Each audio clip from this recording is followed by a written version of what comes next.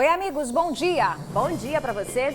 Epidemia de gripe gera caos nas unidades de saúde do estado. Há 3 dias do Natal, pronto-socorros e pronto-atendimentos estão superlotados. A preocupação é grande porque 2 pessoas já morreram por causa da gripe no estado. 74 foram contaminadas pelo vírus H3N2 que causa influenza. 12 presos por crimes contra o patrimônio. A polícia recuperou mais de 1,5 milhão em cargas que foram roubadas. E teve operação contra o crime organizado no bairro da Penha, em Vitória. 4 pessoas foram presas hoje cedo. E o Natal deste ano, gente, promete ser de lembrancinhas. O comércio espera um aumento de 5% nas vendas, mas com os presentinhos mais em conta. Tudo isso agora no TN1. Fica aqui, né?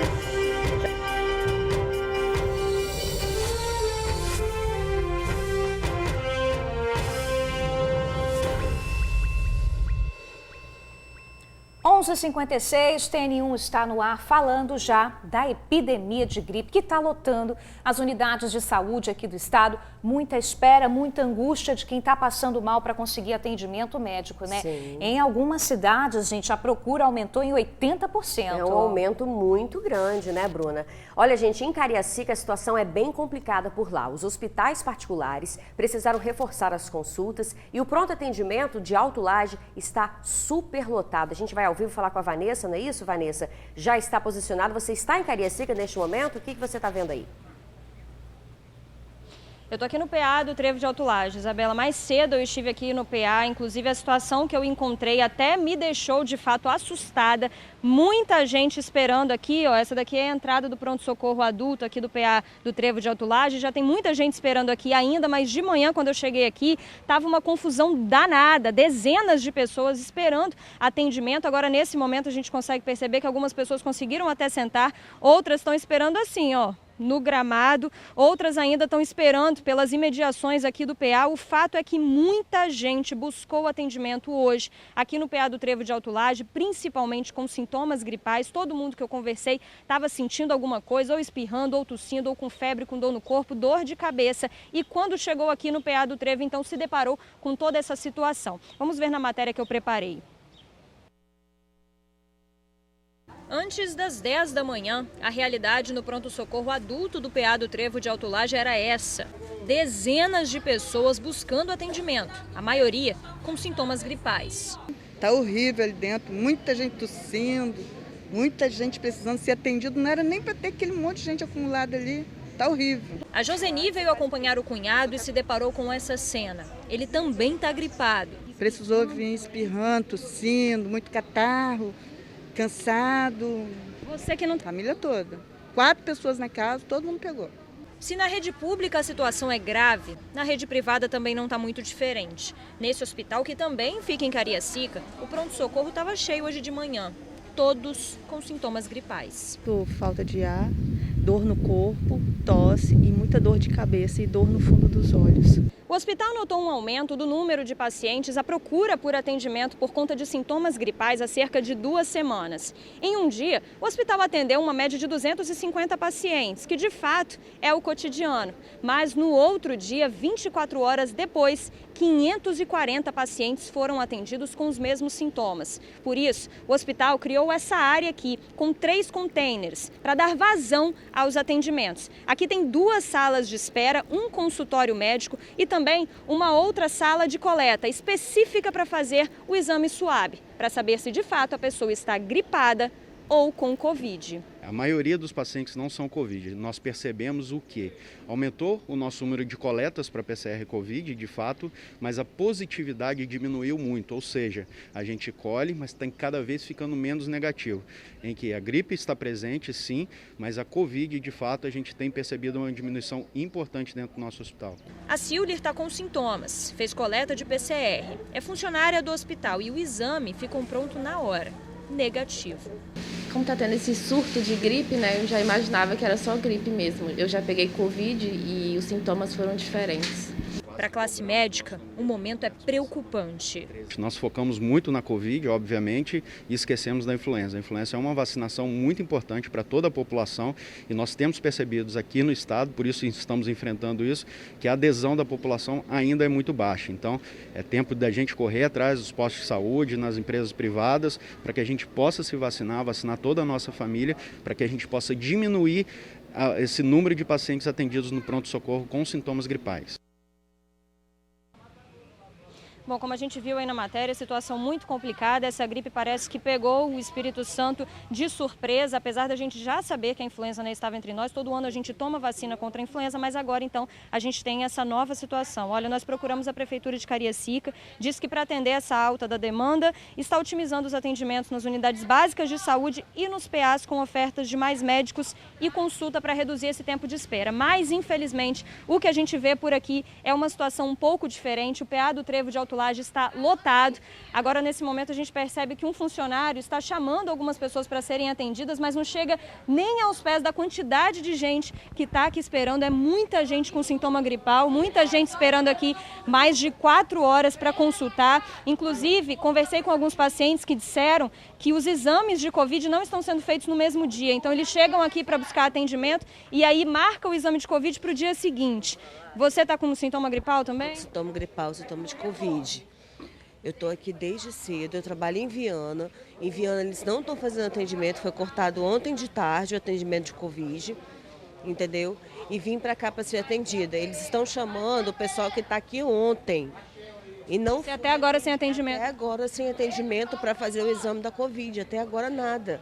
Eu estou com sintoma gripal, estou com dor de cabeça, estou com dor de garganta, com dor no corpo, tudo quanto é parte do meu corpo dói e eles estão aí, nessa enrolação. Não consegue atendimento? Atendimento, Bartira.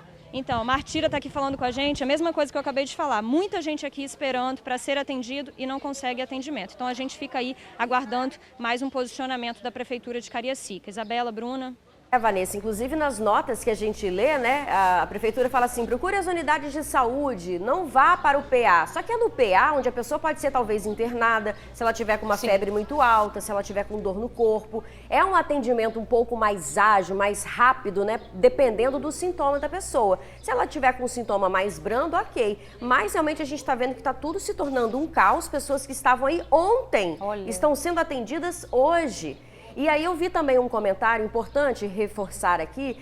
Gripe no verão? Sim, gente, gripe no verão, porque é meio que uma nova cepa, né? O vírus é mutante, mudou, é uma nova epidemia, uma nova situação. Então tem que ter atenção nesse tipo de atendimento. As prefeituras têm que se organizar, porque ninguém merece um atendimento desse. Como a moça colocou, entrevistada, acho que é Bartira o nome dela, né? Que a Vanessa conversou agora, o sintoma é praticamente de uma dengue, não é o sintoma de uma gripe comum. Está sendo tratado com antibiótico, então a coisa é séria, tá? O pessoal que está aí desde ontem está sofrendo, está doente mesmo, a situação é realmente precária. E a gente rodou outros lugares, tá? A gente foi também em Vila Velha, em Vitória, para mostrar também a situação nos PAs. A gente vai voltar a falar desse assunto, tá? Já, tá bom, Vanessa? Muito obrigada pela sua participação, viu? E olha só, 74 pessoas foram contaminadas aqui no Espírito Santo pelo vírus H3N2. É um subtipo do vírus que causa a influenza A. A gripe, gente, já matou 2 pessoas na Grande Vitória. É sério o assunto, são dados da Secretaria de Saúde, inclusive a CESA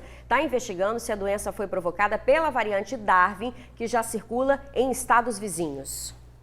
H3N2 é um tipo de vírus da gripe. Ele já circula aqui no estado, mas este ano 74 casos foram confirmados e 2 mortes registradas. O problema é que o H3N2 pode ter a cepa Darwin, a mesma que foi encontrada no Rio de Janeiro e também em São Paulo. E o imunizante para combater essa cepa ainda está sendo produzido. A vacina desde setembro está em produção. Ela deverá ser concluída até o mês de fevereiro, para no mês de março estar disponível para aplicação entre nós. O período comum de casos de gripe é entre março e abril, o que a gente chama de sazonalidade. Com os casos surgindo por agora, muitos por sinal, aí sim, estamos vivendo uma epidemia. Mas por que chegou tão cedo? Muito provavelmente em função da liberação de voos entre os países, da diminuição do cuidado das pessoas na proteção voltada para a Covid. As 2 pessoas que morreram por conta da gripe H3N2 aqui no Espírito Santo ao longo desse ano de 2021, segundo a Secretaria de Saúde, eram idosas moradoras de municípios aqui da Grande Vitória. Vale ressaltar que é exatamente o grupo prioritário que precisa tomar a vacina contra a gripe. Atualmente, no Espírito Santo, a gente só vacinou 78% desse grupo tão importante. Esses que têm maior risco de adoecer, talvez de forma grave. Então, os idosos, pessoas com imunossupressão, profissionais de saúde, indígenas, gestantes, todos precisam procurar a vacina. Nesse posto de vacinação na capital, a procura é grande por vacina da gripe. Até o início da tarde, 100 pessoas buscaram pelo imunizante. Quem tem um pouco de responsabilidade, né, sente, né? Então, toma para poder proteger a gente e os outros também. Convivo com minha mãe idosa, meu pai e uma netinha aqui recém-nascida, então, para mim, assim, muito preocupante. Essa turma aí tá certa. Vacinar é a solução. Mas há outros cuidados que nós não podemos deixar de lado. Um deles está na nossa cara, literalmente. Há uma redução de 90% na transmissão da doença. Para a influenza, essa proteção é ainda maior. Olha, atualmente, pouco mais de 78% do grupo prioritário está vacinado, mas a meta é 90%. Olha só, agora a gente fala de uma operação que prendeu 12 pessoas por crimes contra o patrimônio. Com as prisões, a polícia recuperou mais de 1,5 milhão em cargas que foram roubadas. Assunto para Suzy Faria, que vai conversar com a gente ao vivo. A Suzy Faria acompanhou essa coletiva. Suzy, você está me ouvindo? Dá os detalhes para a gente. Bem-vinda, boa tarde. Boa tarde, Bruna, Isabela e amigos do TN. Foi um balanço, Bruna, feito pelo pessoal ali do DEIC, as chefias de Polícia Civil, sobre tudo que a divisão patrimonial fez esse ano aqui na Grande Vitória, no estado, né, praticamente. De acordo com o delegado, 42 armas, 154 pessoas foram presas. Eram pessoas que praticaram latrocínios, roubo de cargas, enfim.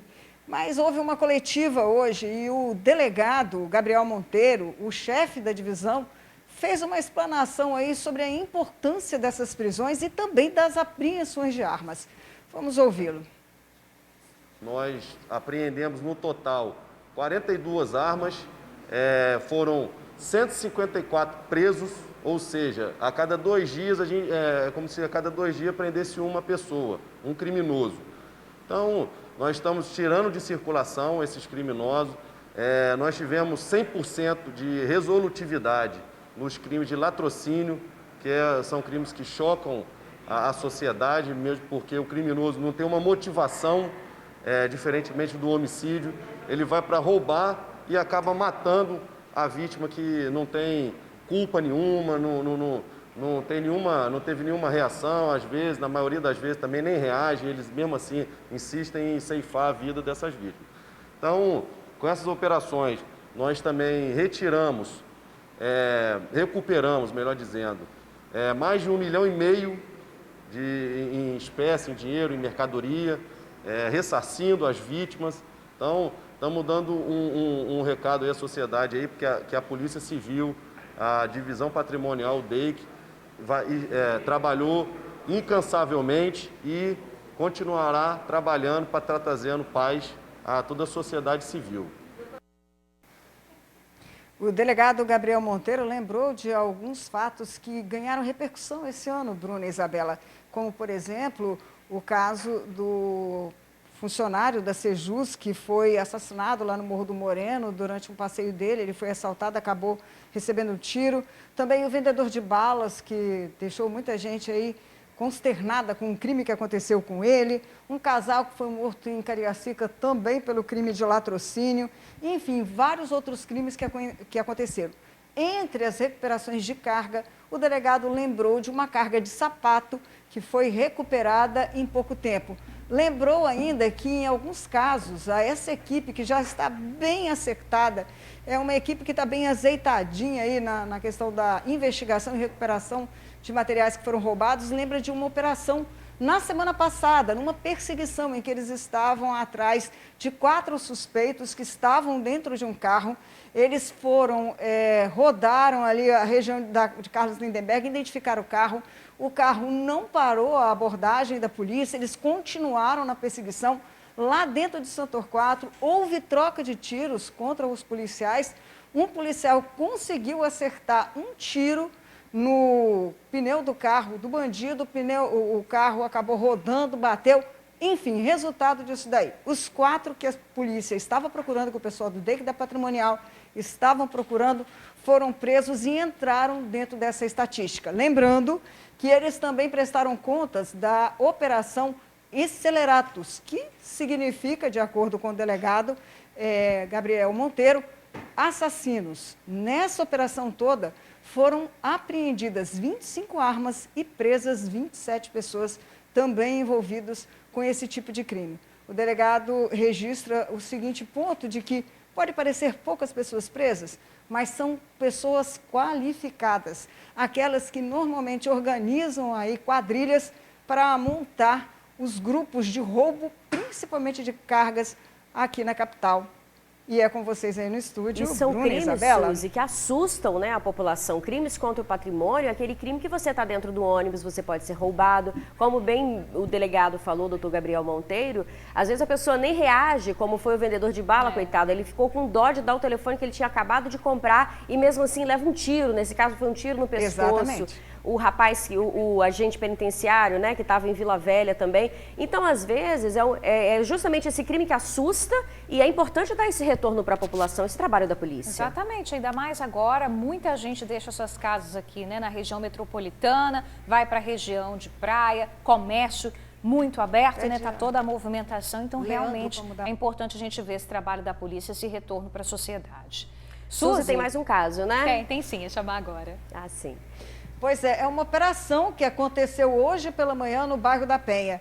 Acho que os bandidos estão pensando que a polícia, no meio aí desse intervalo até chegar o Natal, eles não vão trabalhar não, mas pelo contrário, é aí que eles estão trabalhando mais. Foram para cumprir 3 mandados de busca e apreensão e saíram de lá com 4 detidos. Um deles, uma pessoa extremamente importante, autor de um homicídio e 2 tentativas que aconteceu ali na região da Grande São Pedro. Vamos acompanhar, porque eu estive lá hoje e acompanhei de pertinho tudo o que aconteceu. Vamos ver a matéria. Policiais civis amanheceram no bairro da Penha. Se dividiram para cumprir 3 mandados entre os bairros da Penha e também Bonfim. 4 pessoas foram detidas. Uma delas, detida lá no bairro Bonfim, segundo o delegado Romualdo Gianordoli, era fugitivo e tentou escapar da polícia dando um nome falso. Foram prisões importantes, prisões de indivíduos assim, já indiciados em inquéritos de homicídio, e também de Flávio, que é um indivíduo, um integrante do primeiro comando de Vitória de muito tempo, e também já apareceu na Operação Sicário, e ele estava fugitivo lá em cima do morro. Os policiais da DHPP tiveram o apoio da CORE, polícia especializada da PC para esse tipo de operação. Com a ajuda deles, 3 pessoas foram detidas no bairro da Penha e levadas para a DHPP. Um foi pego na escadaria quando saía para trabalhar e levava no bolso cerca de R$ 1.300. Tinha mandado de prisão em aberto. Outro foi pego dentro da casa do Paraíba, um dos chefes do primeiro comando de Vitória, que é baseado no bairro da Penha. Essa operação de hoje, que foi cumprir tão poucos mandados, acabou sendo extremamente positiva para a DHPP de Vitória. Isso porque um homem que provocou um ataque no bairro São José, no final do mês de setembro, matando uma pessoa e baleando 2 crianças de 4 e 10 anos de idade, foi encontrado e preso. O detido é Luiz Carlos Santos Santana, de 26 anos de idade, vulgo Frango. Ele foi o autor da morte de David Matias Julião, de 35 anos, que era o chefe do tráfico no bairro São José. O crime aconteceu no dia 27 de setembro e os tiros atingiram 2 crianças de 4 e 10 anos. Ele é na vida do crime, ele é envolvido no tráfico de drogas no bairro da Penha, no bairro São José, e estava com mandado de prisão temporária, expedido nos autos dessa investigação, quando hoje nós logramos êxito em prendê-lo no bairro da Penha. Para quem achava que os policiais civis estariam de recesso na semana do Natal, O delegado Romualdo Gianordo lhe dá um recado. Todo mundo quer passar bem o Natal, né, o Ano Novo, a gente quer descansar, mas a gente sabe da nossa responsabilidade, ainda mais nesse fim de ano. Então, a gente sabe que tem um induto de Natal, que vários indivíduos de periculosidade vêm para as ruas. Então, é uma época que a gente não tem como esmorecer, né? Pois é, então tudo pode acontecer nos próximos dias e a qualquer hora. Não imaginem que a polícia está descansando, não, que eles estão de olho na bandidagem. É com vocês aí no estúdio, Isabela e Bruna. Obrigada, Suzy, pelas suas informações e um bom descanso para você. Isso aí, valeu, Suzy. Toca daqui o jornal. Agora a gente fala do homem que morreu após ser baleado no meio da rua em Linhares. Esse crime, gente, foi filmado. Lucas Aires Afonso, de 19 anos, aparece nas imagens de bicicleta. Ele é abordado pelo suspeito armado que atira, a vítima cai da bicicleta e um segundo criminoso também atira contra ele. O Lucas chegou a ser socorrido, mas não resistiu aos ferimentos. Ainda não se sabe o motivo do crime. A polícia diz que já está investigando esse caso. Agora, 12h16, uma idosa se confundiu com as marchas, perdeu o controle do carro e invadiu uma loja em Jardim da Penha, Vitória. Foi um susto, viu, gente? 5 pessoas estavam dentro dessa loja, mas por sorte, ninguém se feriu. Vamos ver a matéria. Repare nesse vídeo. Os funcionários e clientes estão na loja. De repente, olha ali no cantinho da imagem. O carro invade o estabelecimento, para e depois continua e arranca levando o que vê pela frente. O resultado tá aí, ó. A vidraça da vitrine estilhaçada. Um verdadeiro caos em plena semana de Natal. E deu aquele baque quando a senhora acelerou, ela quebrou a vitrine e entrou até o final da loja ali. Graças a Deus não teve vítima e nós conseguimos assim nos proteger dentro do estoque. Segundo informações, quem acabou invadindo a loja foi uma senhora de 83 anos. Ela não quis gravar a entrevista, mas contou que o carro estava estacionado. O carro é automático. Ela então acionou a ré, mas a ré não entrou. Em vez de andar para trás, ela acabou andando para frente, subiu numa calçada e aí invadiu o interior da loja. Além dela, uma outra senhora estava no veículo. O carro estava com a senhora de 83 anos há 4 meses. Ela, como a gente disse, preferiu não gravar entrevista. O gerente da loja ficou aliviado porque ninguém se machucou, inclusive as senhoras que estavam dentro do veículo. Agora é avaliar o prejuízo, mas o que mais preocupa é parar de funcionar em plena semana de Natal. É um livramento mesmo de Deus, porque essa data é a data que a loja está cheia. Mas como estava meio tempo chuvoso, os clientes preferem ficar em casa e vindo quando estiasse. Vamos ver o que a gente consegue fazer aqui, dar uma limpada geral na loja para poder atender os clientes, né? Amanhã, até o dia 24. A gente volta a falar do caos nas unidades de saúde do estado por causa da epidemia de gripe. É isso mesmo, gente. A repórter Vanusa Santana esteve hoje no pronto atendimento da Glória em Vila Velha e também no PA da Praia do Chuá, em Vitória. Vanusa, seja bem-vinda. A gente recebeu até a mensagem aqui de uma amiga do TN1 falando, olha, ontem eu fui ao PA da Glória, meio-dia, tinham 150 pessoas na frente, estão dando encaminhamento para outros postos. Minha amiga, que situação complicada, hein? Boa tarde. Boa tarde, Bruna. Boa tarde, Isabela. Boa tarde aos amigos do TN. Situação complicadíssima. Hoje pela manhã, eu e meu cinegrafista percorremos o pronto atendimento da Glória, como você disse aí, e também o pronto atendimento da Praia do Chuá, em Vitória. E a situação é bem complicada. Em Vila Velha, por exemplo, aproximadamente 40 pessoas aguardavam ali, só mesmo na parte, né, na recepção central, ali é onde quando a pessoa chega e ali ela pega uma fichinha, preenche uma ficha. Só então ela vai para o segundo andar e lá sim ela passa por uma triagem, que é onde é feita a classificação. Então embaixo aproximadamente 40 pessoas, todas, a maioria, para melhor dizer, né, estava apresentando sinais gripais, como tosse, febre alta, né, calafrios, ânsia de vômitos, náuseas. Em Vitória, a situação estava um pouquinho mais complicada no pronto atendimento da Praia do Chuá. Quando a gente chegou lá, a gente se deparou com poucas pessoas ali na recepção.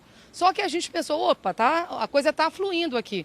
Na verdade, não. Muita gente acabou sendo dispensada na classificação. Quem está recebendo a pulseirinha verde, que sinaliza aí que o problema dela é de baixa complexidade, está sendo mandada para casa ou procurar atendimento em uma unidade básica de saúde, que são esses postos de saúde também conhecidos. Mas a situação é muito complicada. Eu conversei em Vila Velha, lá no PA da Glória, com um rapaz que estava acompanhando a irmã. Essa moça estava voltando, porque ela esteve na segunda-feira, quando lá aproximadamente mais de 110 pessoas aguardavam atendimento por mais de 6 horas, né? Eu preparei um VT, vamos conferir como é que ficou. Maria Zélia está há mais de 2 horas em frente ao pronto atendimento da Glória em Vila Velha. Ela espera o marido, que chegou ao local com sintomas gripais. Febre, dor de cabeça, muita gripe e dor no corpo, muita dor no corpo. Na recepção do térreo, dezenas de pessoas aguardam para fazer a ficha. Na parte superior, outras dezenas de pacientes esperam por atendimento médico. A maioria com sintomas de gripe. Cícero veio acompanhar a irmã, que foi atendida na segunda-feira. Foram horas de espera. Pacientes espalhados pelos corredores, deitados nas rampas. Hoje, o quadro da irmã piorou e, novamente, ela aguarda por atendimento no local. Antes de ontem, quando a gente trouxe a minha irmã aqui, por volta das 7h30 da manhã, estava um caos. Eles estavam atendendo, mas a demanda é muito grande. A gente chega por 7h30 da manhã aqui, a gente saiu depois das 3 da tarde, não tem? Com sintomas gripais, com dores no peito. A gente está chegando aqui no pronto atendimento da Praia do Suá, em Vitória. E olhando assim, a situação aqui da recepção parece tranquila, né? Pouca gente aguardando. Só que não é bem assim não, tá? Quando o paciente chega aqui na recepção, ele é levado para uma salinha, aquela ali, Alex, ó.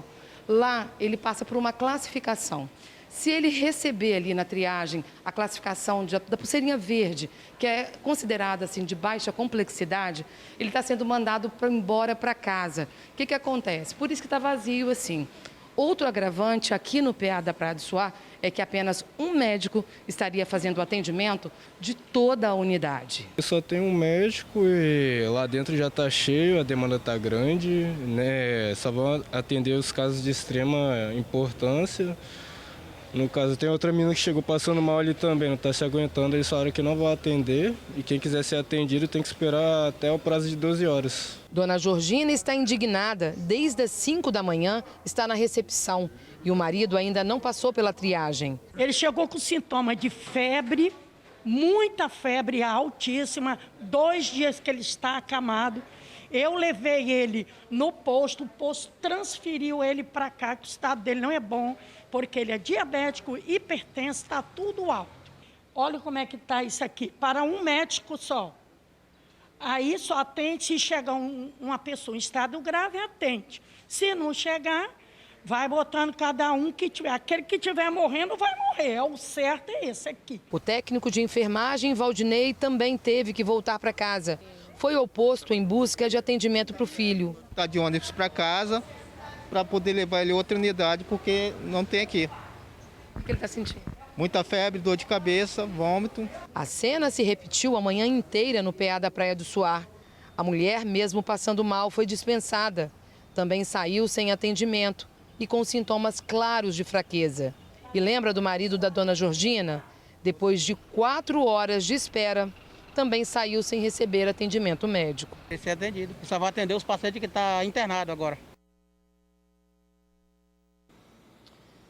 Pois é, Bruna e Isabela, a orientação aí por parte das secretarias, tanto de saúde de Vitória quanto de Vila Velha, é que essas pessoas, né, que apresentarem esses sintomas gripais, como dor no corpo, febre alta, coriza, que procurem as unidades de saúde.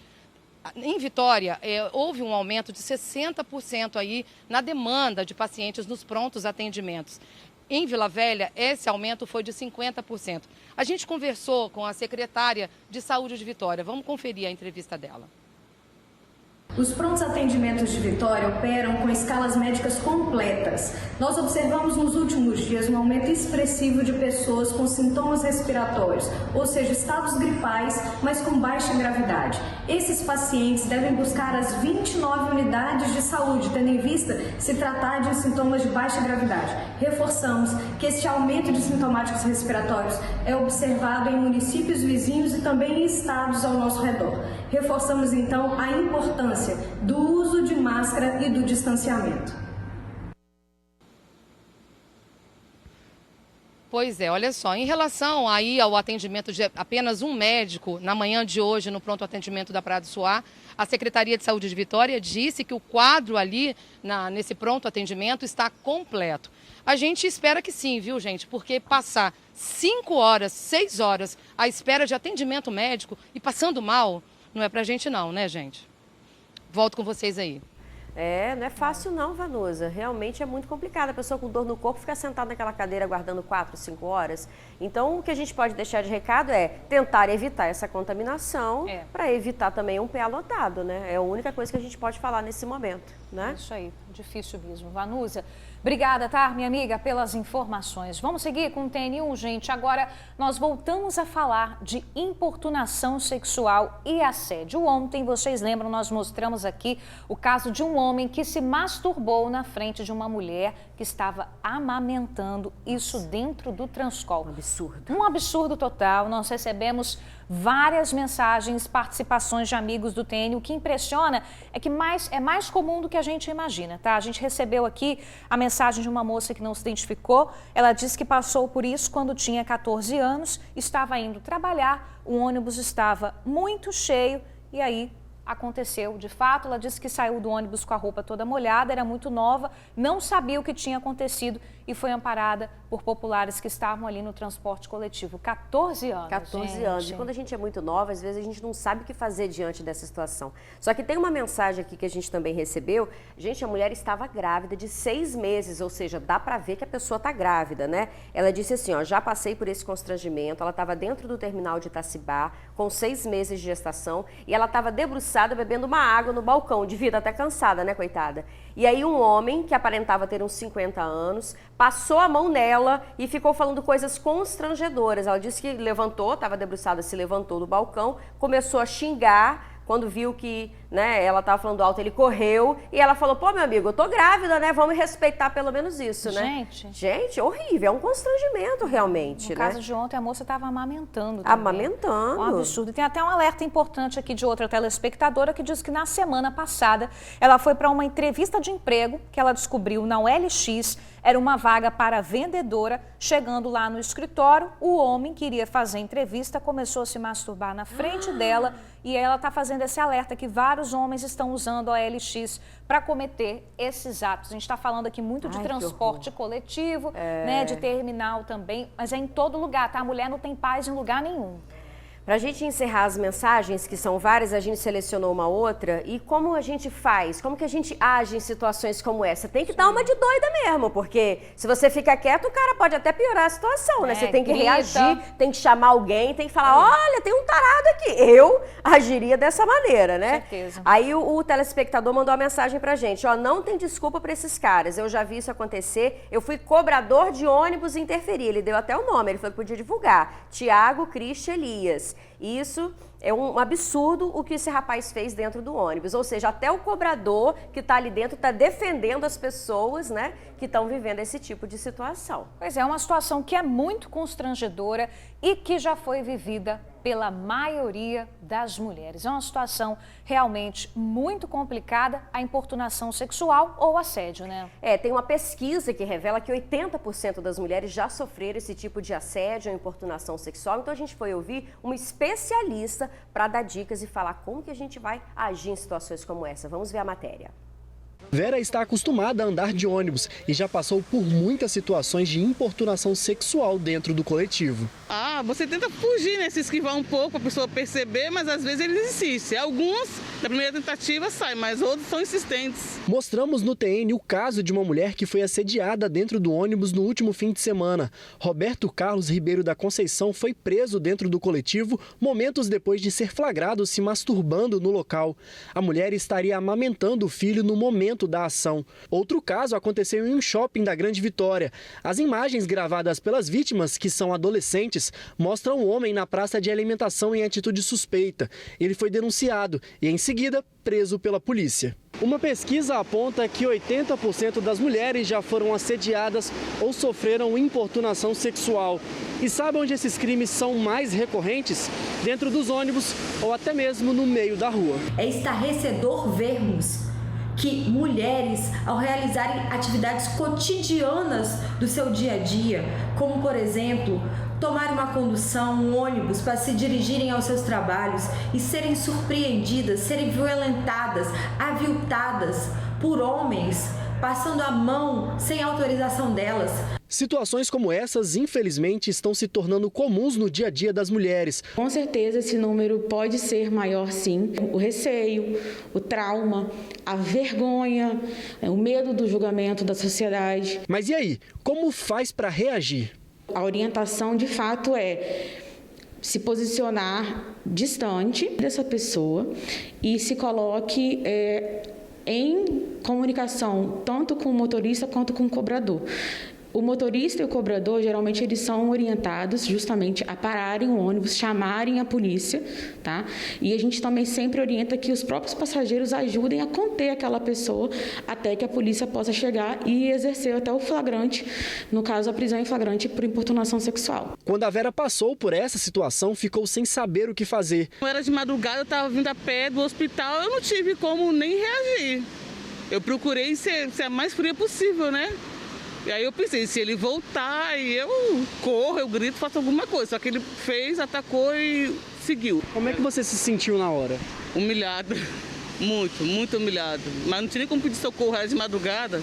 O crime contra a dignidade sexual da mulher é uma das piores violências que uma mulher pode sofrer. A Polícia Civil, por meio da nossa divisão especializada de atendimento à mulher, por meio das nossas delegacias especializadas, diariamente atua no combate e no enfrentamento desse tipo de crime. É isso aí, tem que atuar mesmo nesse tipo de crime. Eu cheguei a gelar quando eu vi essa entrevistada falando nela. Forte. Eu fui a mais fria possível e eu me senti humilhada. É o que a mulher sente, né? O corpo é dela, não é de outra pessoa. É isso aí. Tem um telespectador que mandou aqui, ó. Uma vez minha esposa foi assediada no terminal de Vila Velha. A reação dela foi jogar um copo de café com leite quente nele. Tá aí, reagiu. Tá certo. Pois é, tem que se faria a mesma manifestar. coisa. Tem que se manifestar, não pode aceitar isso não. Não pode, não. Vamos mudar de assunto, né, Bruna? Vamos lá? Vamos falar, gente, teve um detento que foi executado na porta da casa de custódia em Vila Velha. Como o presídio abriga internos do regime semiaberto, a vítima voltava do trabalho quando foi surpreendida pelos assassinos. A vítima, um presidiário do regime semiaberto, estava voltando do trabalho para a casa de custódia de Vila Velha. O homem foi identificado como Luiz Cláudio Ribeiro Porto, de 36 anos. Era por volta de 7 horas da noite desta terça-feira, quando ele foi atingido por disparos de arma de fogo. Luiz Cláudio estava a poucos metros da penitenciária. Testemunhas contaram que os criminosos já estavam esperando pela vítima dentro de um carro aqui neste local. Assim que ele passou, um dos bandidos desceu, já atirando no rapaz. Moradores escutaram pelo menos 5 disparos. Depois, o bandido voltou para o veículo e eles fugiram daqui. As cápsulas ficaram pela rua. A perícia identificou 6 perfurações no corpo de Luiz Cláudio. Os tiros acertaram o braço, as costas e o rosto do ex-detento. Ele era condenado por envolvimento com o tráfico de drogas no município de Guarapari e cumpria a pena desde 2013. Os investigadores recolheram um par de chinelos que pode ter sido deixado para trás pelo criminoso na hora da fuga. O corpo do homem foi recolhido para o DML de Vitória. Moradores não gravaram entrevista, mas contaram que casos deste tipo são comuns na chegada penitenciária. A Secretaria de Justiça informou que as circunstâncias da morte serão investigadas pela Polícia Civil. Por enquanto, nenhum outro detalhe das investigações vai ser divulgado. Não houve detidos. Agora, uma notícia muito triste, foi encontrado morto um menino que estava desaparecido em Pancas, no noroeste do estado. O corpo de Adriano Ezequiel Brown, de 4 aninhos, foi encontrado no fundo do córrego Panquinhas. Estava preso em galhos, a cerca de 5 metros de profundidade. A criança tinha sido vista pela última vez no início da tarde de ontem. Ele estava assistindo desenho no celular, o aparelho descarregou e o menino saiu sem que ninguém percebesse.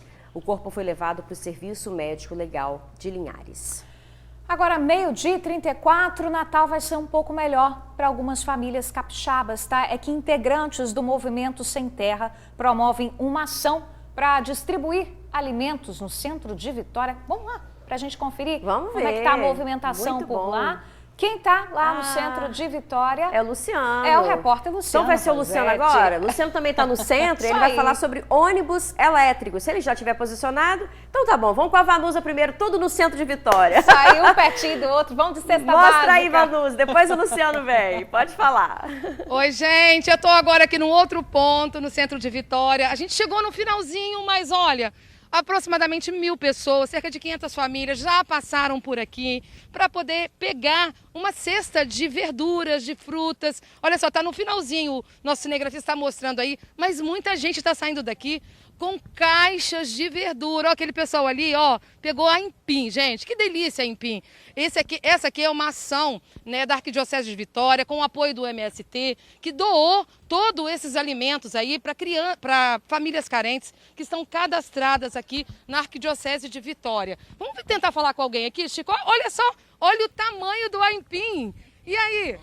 Nossa, a mandioca aqui, os pessoal que tá do desenvolvimento aí da igreja aí tá fazendo uma coisa muito importante, né? Que as pessoas também dependem do alimento para sobreviver, né? Então a doação é muito importante para... Agora eu quero saber o seguinte, você vai comer essa mandioca como? Frita, cozida? Essa mandioca aqui, ela vale mais a pena já é cozida, né? Porque frita você tem que cozinhar. Para fazer aquele caldinho de mandioca. Um caldo de mandioca, nós com mocotó, com a pimenta, não. Meu Deus do céu, ó, vai ter comida na mesa hoje, vai ficar melhor, não vai, amigo? Com certeza, porque hoje vai ser mandioca frita e mandioca cozida na panela. Aqui, Chico, vamos conversar com essa senhora aqui, ó, que ela tá aqui, ó, mesmo com a idade dela, se abaixando, pegando o material, pegando o alimento. Vai ficar melhor hoje, senhora? Boa tarde. 70 anos, com mais de 15 anos de contribuição e não aposentei por causa da pandemia e agora a aposentadoria está agarrada lá e eles não me soltam ela, mas de jeito nenhum. Pelo amor de Deus, vou fazer 70 anos, solta a minha aposentadoria em nome de Jesus. Pois é, ela está fazendo protesto aqui, ajudando aí, né, aproveitando a oportunidade. Vai fazer o que com toda essa doação aí? Para minhas filhas, para meus sobrinhos e para alguns vizinhos que não tiver. E uma ação boa, né? Essa aqui vai para minha estante. Tá certo, muito obrigada. Olha só, rapidamente, vamos pedir aqui o Chico para me acompanhar. Aqui, Chico. Essa aqui é a Eliandra, que é uma representante do MST. Boa ação, parabéns pela ação de vocês. Obrigada, obrigada. Essa ação muito importante, porque nós somos do MST, do Movimento dos Trabalhadores Rurais Sem Terra. Essa é uma ação que está acontecendo no Brasil todo, essa é a ação nacional do MST, que é o Natal Sem Fome da Reforma Agrária. Aqui todo o estado, assentamentos e acampamentos produtivos, que trouxe para cá mais de 30 toneladas de alimentos, numa articulação com a Paz e Pão, né? A igreja participou junto com a MST.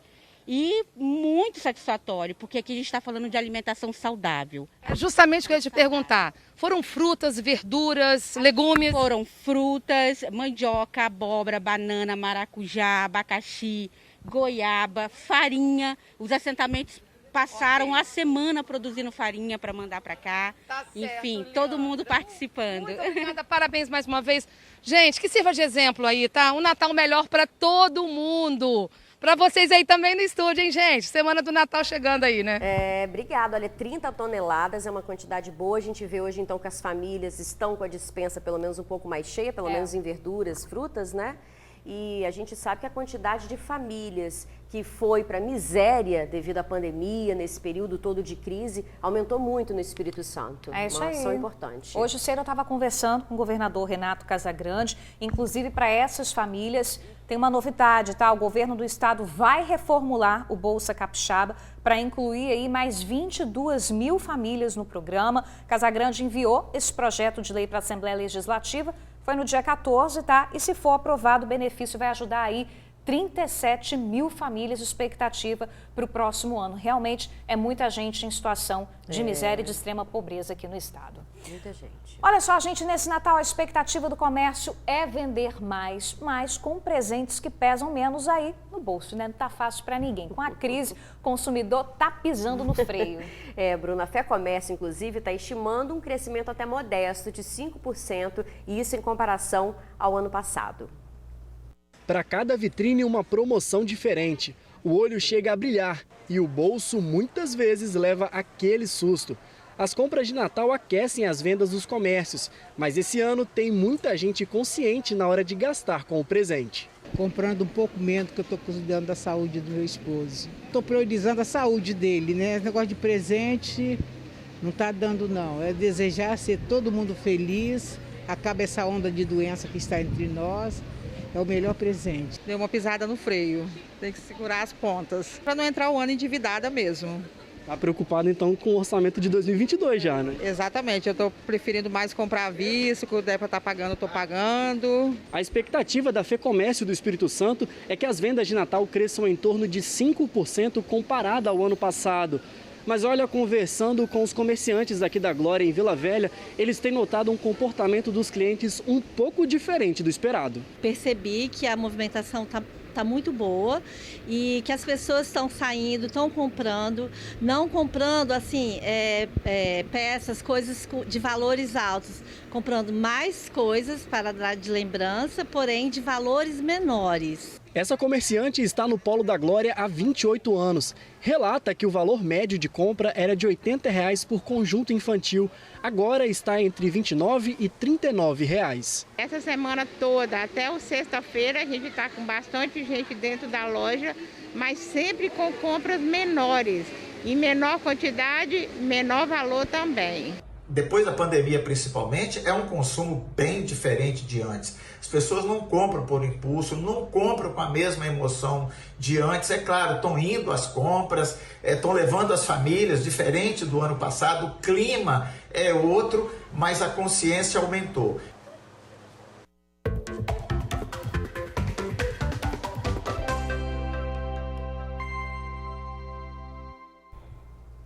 Vamos de oportunidades de emprego, porque o Cine de Vitória tem 50 vagas. Auxiliar de obras de saneamento, jardineiro, mecânico de ar-condicionado, técnico em enfermagem do trabalho. Veja mais em trabalhavix.vitoria.es.gov.br. Cine da Serra traz 254 oportunidades hoje. Repositor de mercadorias, pintor de estruturas, mecânico, garçom. Acesse maisemprego.serra.es.gov.br. A gente vai para um rápido intervalo. Na volta, a gente fala que o Espírito Santo vai ganhar ônibus elétricos para reforçar a frota do Transcol. E a Serra avança na digitalização dos serviços para agilizar os atendimentos. A gente já volta. 12h44, Teirium está de volta. A gente vai falar agora de transporte público, tá? Hoje o Estado anunciou que está renovando a frota de ônibus, inclusive com a compra de ônibus elétricos. Muito boa notícia. O Luciano Rosetti acompanhou essa coletiva pra gente, aconteceu agora há pouco. Agora sim o Luciano está posicionado, está no centro de Vitória, em frente ao Palácio, né? E aí, Luciano, conta pra gente, quando que começa a funcionar? Boa tarde.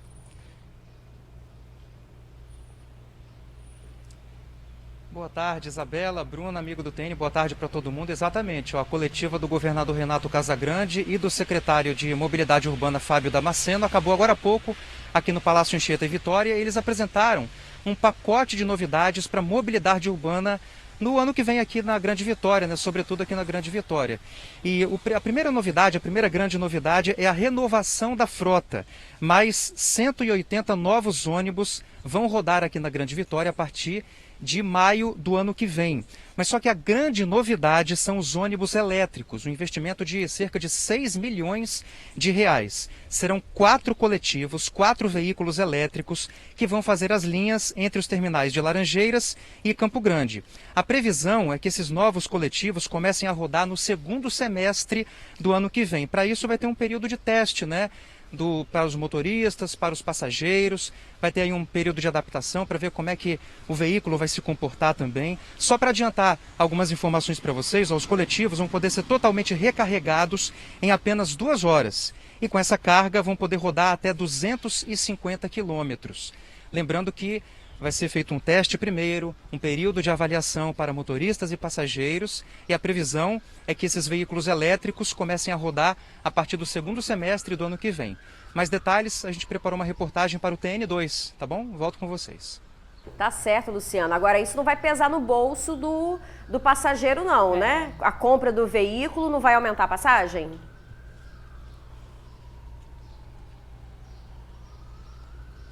Olha, Isabela, esperamos que não, né? Esses detalhes não foram apresentados não, mas nós esperamos como passageiros, né, que não, com certeza. Mas a gente vai ter que aguardar para ver essas novidades acontecendo na prática, né? Tá certo. De repente está dentro do orçamento, dentro do pacote, né? Obrigada, Luciano. Então, mais detalhes vocês acompanham no TN2 às 7h20. Obrigada, viu, Luciano? Boa tarde. Só isso, a sua pergunta foi até a pergunta do Bruno Santos, do bairro Cocal, em Vila Velha. Ele perguntou, com a renovação da frota, a passagem vai subir? Tá aí o ônibus bonitão, mas o Luciano falou que esses detalhes ainda não foram passados. Vamos aguardar, mas já vamos ficar ligados nisso aí, né? Se a assessoria do governo tiver essa resposta, pode mandar pra gente, que até 1h da tarde a gente ainda tá no ar. A gente divulga, né? Isso aí, combinado. Hoje a gente sabe que tá tudo se modernizando, né? O ônibus é um exemplo, todos os serviços estão se transformando em online, né? Nós já estamos na era digital. E até as prefeituras, gente, estão digitalizando os processos. No município da Serra já virou inclusive lei, tá? Economiza tempo, arrecada mais dinheiro e ajuda o meio ambiente. A vida do Henrique era papel. Isso porque ele é arquiteto. Aí já sabe, né? Se não tiver papel, não tem trabalho. Agora é tudo no computador. Desde os croquis, né, iniciais, quando a gente está ali descobrindo, conversando com a família e vendo, né, deixando vir as ideias, a demanda, né, de cada um, a gente já começa os registros no papel. Só agora que a gente está conseguindo diminuir muito, né, os papéis na era digital e a gente não precisar mais disso nas prefeituras. Henrique foi um dos primeiros a aderir ao sistema digital do município. Mas será que está funcionando? Por exemplo, o processo de aprovação de projetos de obras, que antes demorava de 6 a 8 meses, hoje a prefeitura resolve em apenas 1 semana. É de você tornar a prefeitura digital, né? Que os seus serviços sejam digitais, de forma a você agilizar a entrega do serviço, de você ganhar em prazo, né? De você dar mais segurança e transparência às atividades que são feitas no andamento de um processo. Atualmente, a Prefeitura da Serra tem exatamente 10.858 processos totalmente digitais em andamento. Isso representa uma economia de 3,5 toneladas de papel. Ecologicamente falando, isso representa 38 árvores. A galera está acostumada a trabalhar com papel, então a migração para os meios digitais representa também uma mudança de cultura. Os servidores estão muito acostumados a trabalhar com papel, com documentos em papel, com carimbos, autenticações. E o processo digital ele vem exatamente para romper com essa lógica, né? Criando mais segurança, mais celeridade, mais comodidade no trabalho do servidor e mais eficiência nas entregas que a Prefeitura realiza para a sociedade. Em março de 2023, a Prefeitura não vai ter mais nada no papel. Isso, inclusive, já virou decreto. O meio ambiente agradece muito. É ou não é? É uma grande tendência. É o futuro presente necessário, né?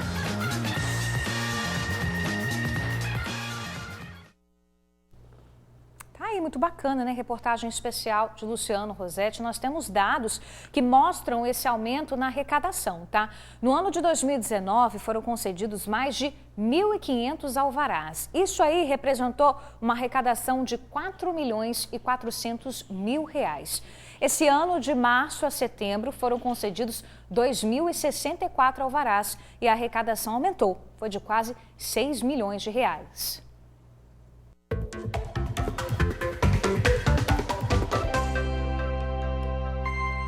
Que no Cine de Vila Velha tem 232 vagas, tá? Ajudante de cozinha, almoxarife, camareira de hotel, operador de caixa lotérico. Acesse vilavelha.es.gov.br/trabalha Vila Velha. Já a Agência do Trabalhador de Cariacica oferece 505 vagas de emprego essa semana, tá?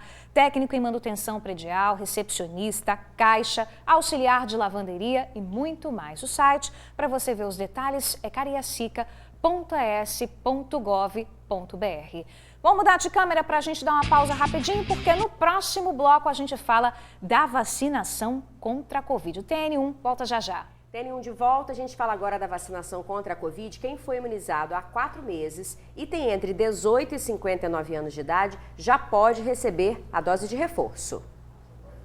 Você tomou a segunda dose da vacina contra a Covid em agosto, por exemplo, já pode procurar no posto pela dose de reforço.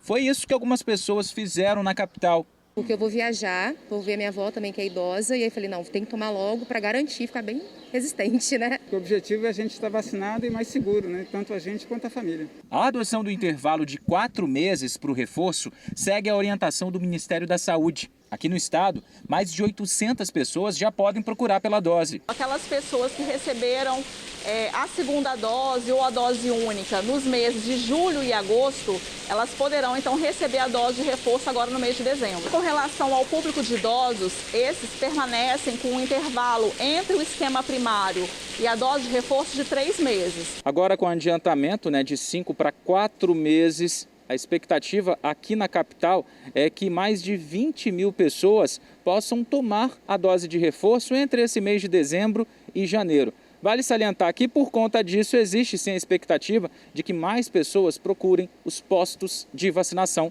aqui na capital.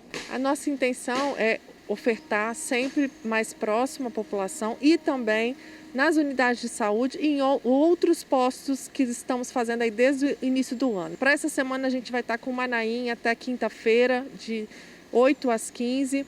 A Igreja Presbiteriana em Jardim Camburi também de 8 às 15. Além disso, nós teremos nessa quarta e quinta-feira, de 16 às 20 horas, no Parque Moscoso. Além de adiantar o reforço, a CESA também confirma a 4ª dose para imunossuprimidos. São pessoas que, por exemplo, precisam de fazer hemodiálise, são transplantadas ou até mesmo estão em tratamento contra o câncer.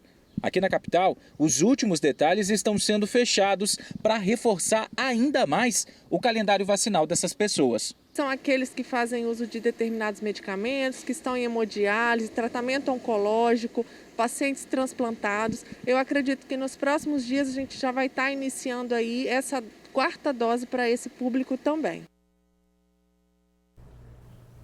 Tá certo, todo mundo tem que procurar, né? Todas as doses de reforço, a gente tem que se imunizar.